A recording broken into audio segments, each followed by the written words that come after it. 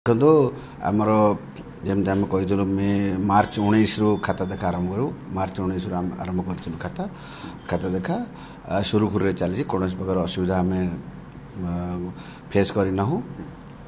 କିନ୍ତୁ ମଝିରେ ଆମର ବିଭିନ୍ନ ଅଥରିଟିଙ୍କର ଏକ୍ଜାମ୍ ଯେଉଁ ଥାଏ ତାହା ସେଇ ସେଣ୍ଟରରେ ପଡ଼ିଥିବାରୁ ଆମକୁ 3 ଦିନ ଖାତା ଦେବାକୁ ମଝିରେ ହଲ୍ଟ କରିବାକୁ ପଡ଼ିଥିଲା, ବନ୍ଦ କରିବାକୁ ପଡ଼ିଥିଲା।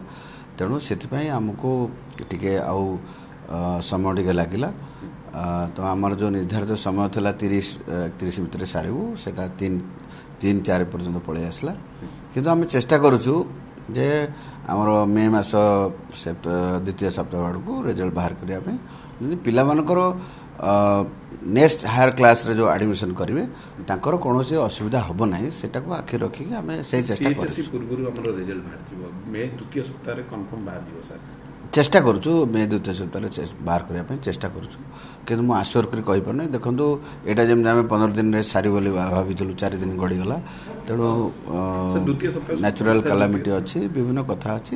ତେଣୁ ପିଲାମାନଙ୍କର କୌଣସି ଅସୁବିଧା ହେବ ନାହିଁ ନେକ୍ସଟ କ୍ଲାସରେ ଆଡ଼ମିସନ୍ କଲାବେଳେ। ସାର୍ ଆଉ ଗୋଟେ କଥା, ଯେଉଁ ଗ୍ରେସ୍ ମାର୍କ କଥା କୁହାଯାଉଥିଲା, ଯେଉଁ ବିଜ୍ଞାନ ପରୀକ୍ଷାରେ ଯେଉଁ ହେଇଥିଲା, ତା ପାଇଁ ଆମର କଣ୍ଡକ୍ଟିଂ ବୋର୍ଡ ବସିଥିଲା। ସେମାନେ ନେଇଛନ୍ତି ତାର ଯଥାଯଥ ନିଷ୍ପତ୍ତି ନେଇଛନ୍ତି, ଯାହା କୌଣସି ପିଲାଙ୍କୁ କୌଣସି ପ୍ରକାର ଅସୁବିଧା ହେବ ନାହିଁ।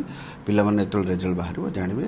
ଆମେ ସବୁବେଳେ ପିଲାମାନଙ୍କର କେମିତି ଉନ୍ନତି ରହିବ ଏବଂ ବେନିଫିଟ୍ ପାଇବେ ସେଇଟା ଆଖିରେ ରଖିଛୁ। କୌଣସି ପିଲା କୌଣସି ପ୍ରକାର ଦ୍ୱନ୍ଦ୍ୱ ରୁହନ୍ତୁ ନାହିଁ। ରାଦର ନେକ୍ସଟ ଇୟରରେ ଯେଉଁ ପାଠ ପଢ଼ିବେ ସେଇଟା ରିଭିଜନ କରନ୍ତୁ ଛୁଟିରେ ପିଲାମାନେ। ସାର୍ ଗ୍ରେସ୍ ମାର୍କ ମିଳିପାରେ ଆପଣ ଯାହା ବର୍ତ୍ତମାନ ଜଣାପଡ଼ୁଛି ନା ବିକଳ୍ପ, ତାର କ'ଣ ବିକଳ୍ପ ବ୍ୟବସ୍ଥା କ'ଣ? ସେଇଟା ଟିକେ କନଫିଡେନ୍ସିଆଲ ଅଛି, ଯେହେତୁ ଏକ୍ଜାମିନେସନ୍ କମିଟିର କଥା। ସେଇଟା ପିଲାମାନଙ୍କୁ ମୁଁ ଏତିକି କହିବି, ପିଲାମାନେ ସେଥିପାଇଁ କୌଣସି ପ୍ରକାର ବ୍ୟତିବ୍ୟସ୍ତ ହେବେ ନାହିଁ। ଆମେ ପିଲାମାନଙ୍କର ଯେଉଁ ବେନିଫିଟ୍କୁ ପୁରା ଆଖିରେ ରଖିଛୁ। ଦ୍ୱିତୀୟ ସପ୍ତାହରେ ରେଜଲ୍ଟ ବାହାରିବା ସମ୍ଭାବନା ବହୁତ ଅଧିକ। ମୁଁ ଆଶା କରୁଛି ସେଇ ସମୟ ଭିତରେ ହେବ।